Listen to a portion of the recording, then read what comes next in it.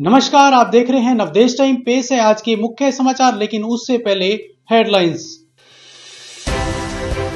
Operation 2.0 के तहत Yamunanagar police की कार्रवाई। आजाद नगर में नशा तस्करों के ठिकानों पर की छापेमारी। हरियाली में यमुनानगर का दबदबा। 60 लाख से अधिक पेड़ों के साथ बना प्रदेश का नंबर 1 हरा भरा जिला। 15 जून से शुरू होगा मतदाता सूची पुनरीक्षण अभियान। एसटीएम। मौसम ने बदली करवट। तेज हवाओं के साथ सुबह सुबह मिली भीषण गर्मी से राहत। अब खबरें विस्तार से। यमुनानगर में नशे के कारोबार पर शिकंजा कसने के लिए पुलिस लगातार अभियान चला रही है। इसी कड़ी में आज अल सुबह यमुनानगर पुलिस ने ऑपरेशन 2.0 के तहत बड़ी कार्रवाई करते हुए आजाद नगर क्षेत्र में छापेमारी की। पुलिस की कई टीमें सुबह सुबह इलाके में पहुंची और नशा तस्करी से जुड़े संदिग्ध लोगों के घरों की तलाशी ली। इस दौरान पुलिस ने उन लोगों पर विशेष नजर रखी जिनके खिलाफ पहले ही नशा तस्करी या अवैध गतिविधियों से जुड़े मामले सामने आ रहे हैं। कार्रवाई के दौरान डीएसपी कमलजीत सिंह भी मौके पर मौजूद रहे। उन्होंने पुलिस टीमों का नेतृत्व किया। डीएसपी ने बताया कि जिला पुलिस प्रशासन नशे के खिलाफ जीरो टॉलरेंस की नीति पर काम कर रहा है।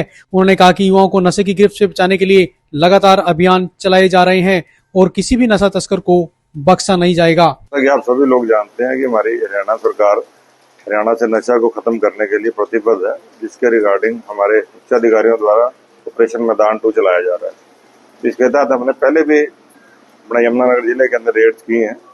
हमारा मेन मकसद ये है कि जो भी नशे के व्यापार से जुड़ा हुआ है उसको हम या तो पकड़ के उसके खिलाफ कार्रवाई करें या उसको हम अपने शहर से दूर भगा दें। आज हमारी 11 टीमें थी। लगभग हमने 5 बजे रेड शुरू की थी। एक तो जो जिनके हमें डॉक्यूमेंट नहीं मिले उनको हमने पाउंड किया है और बाकी इनको सख्त हिदायत दी है कि या तो आप यहाँ से अपना व्यापार कर, आप ऐसा कर रहे हो नशे का व्यापार, तो आप इसको छोड़ के यहाँ से चले जाओ। देखो, समय समय पर अवेयरनेस प्रोग्राम भी हमारे द्वारा चलाए जा रहे हैं। अगर कोई इससे इफेक्टेड है उसको समझाया जा रहा है। हमारा इलाज के लिए हम उनको हॉस्पिटल वगैरह हर एक चीज की मतलब काउंसलिंग की हर एक चीज की फैसिलिटी प्रोवाइड भी करवा रहे हैं ताकि लोग इससे ना जुड़े और इसके जो नुकसान है उससे बचे।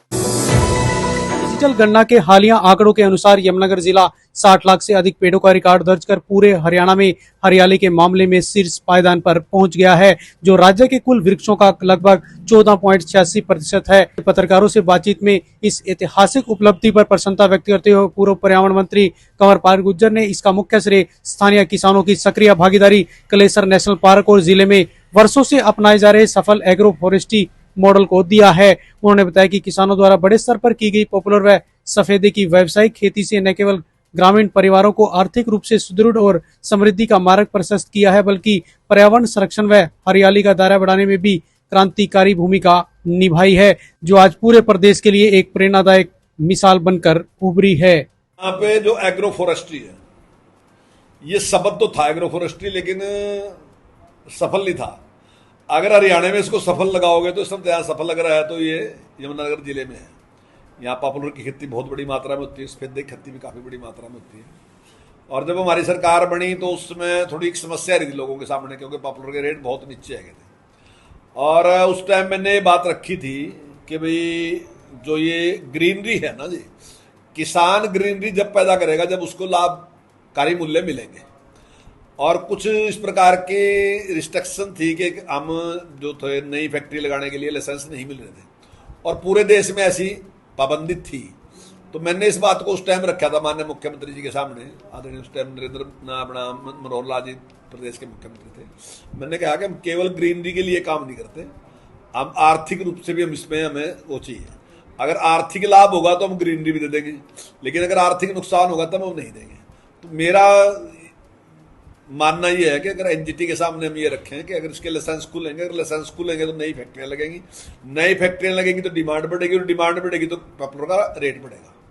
और हमारे उस टाइम के वित्त मंत्री कैप्टन अभिमन्यु जी थे, उन्होंने वो बात एनजीटी के सामने रखी थी। और सबसे खुशी की बात यह है कि उस बात के ऊपर ही हमारा लाइसेंस नहीं खुला, पूरे देश के लाइसेंस खोल दिए थे उन्होंने ये निर्णय लिया था उस विषय पे कि पूरे देश को उन्हें परमिशन दी थी कि भाई आप स्टेट गवर्नमेंट जो है उस पर निर्णय लेगी, हम इसमें कोई बाधा नहीं डालेंगे। और उसके हमारे यहाँ लाइसेंस खुले थे और हमने लाइसेंस को फ्री कर दिया था। और उस टाइम कुछ फैक्ट्रियाँ लगी थी और उसके बाद जब रेट बढ़े तो आज बहुत अच्छे रेट मिल रहे किसान को। और उसका ही परिणाम है कि लोगों ने बहुत बड़ी मात्रा में यहाँ पे पेड़ लगाए।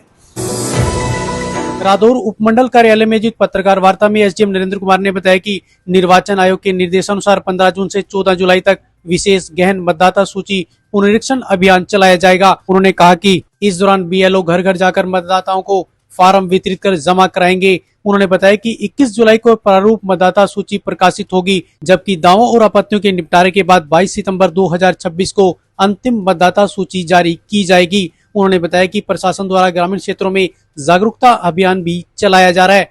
जो हाउस होल्ड सर्वे रहेगा हमारा, वो 1 महीने की अवधि के लिए रहेगा, जिसकी तारीख रहेगी 15 जून से लेकर 14 जुलाई तक। इसमें सभी बीएलओज घर घर जाकर सभी वोटर्स को एनुमरेशन फॉर्म्स डिस्ट्रीब्यूट करेंगे और उनसे कलेक्ट करके डिपार्टमेंट को सबमिट करेंगे।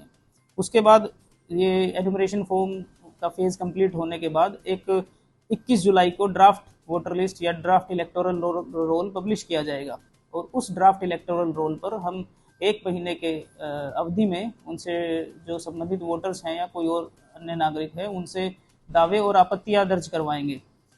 तो जिस भी वोटर को, जिस भी नागरिक को दावे और आपत्तियां होंगी उनको 1 महीने का पीरियड दिया जाएगा। उसके बाद 21 जुलाई से लेकर 18 सितंबर तक उन सभी दावे और आपत्तियों का डिस्पोजल किया जाएगा, सभी संबंधित पक्ष को सुनने और उनके दस्तावेज देखने उपरांत।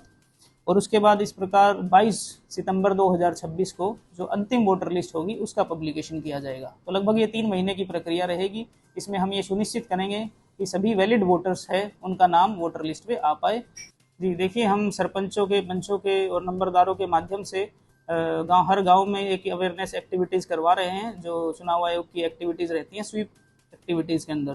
तो सभी जो बूथ लेवल प्रोग्राम्स रहेंगे, हम अभी अब चल भी रहे हैं हमारे, और आगे आने वाले 2-4-5 दिन में हम इसको और गति प्रदान करेंगे ताकि सभी वोटर्स को एक अवेयरनेस हो जाए कि सरकार द्वारा ऐसी एक प्रक्रिया SIR की चलाई जा रही है और वो उसमें अपना सकारात्मक सहयोग दें।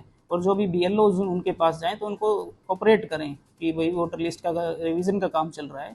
और इस चीज़ के लिए वो BLOs के साथ या बूथ वाइज हर पार्टी ने अपने बूथ लेवल एजेंट्स अपॉइंट किए हुए हैं, उनके साथ समन्वय स्थापित करके इस प्रक्रिया के बारे में जानकारी ले सकते हैं। जी, इसमें नए वोटर्स की भी जो फॉर्म 6 है वो चलता रहेगा और जो संबंधित BO हैं वो नए वोटर्स का भी इंक्लूड करने की इसमें एक्सरसाइज चलेगी। पिछले कई दिनों से भीषण गर्मी और चिलचिलाती धूप का सामना कर रहे रादौर क्षेत्र के लोगों के लिए आज की सुबह एक बड़ी राहत लेकर आई। गुरुवार सुबह करीब 6 बजे अचानक मौसम का मिजाज बदल गया और पूरे इलाके में तेज ठंडी हवाएं चलने लगी। मौसम में आई इस अचानक बदलाव से तापमान में गिरावट दर्ज की गई। पिछले कई दिनों से पड़ रही असहनीय गर्मी और उमस से लोगों को काफी हद तक निजात मिली है।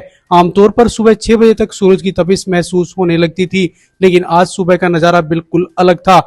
आसमान में हल्की धूल भरी ठंडी हवाओं के साथ बादलों की आवाजाही शुरू हो गई। मॉर्निंग वॉक पर निकले लोगों और काम धंधे के लिए सुबह सुबह घर से निकले वाले कामकाजी वर्ग के चेहरों पर भी इस बदलते मौसम को देख खुशी साफ नजर आई। तो ये थे आज के मुख्य समाचार। ताजा तरीन खबरों के लिए जुड़े रहें नवदेश टाइम के साथ। नमस्कार।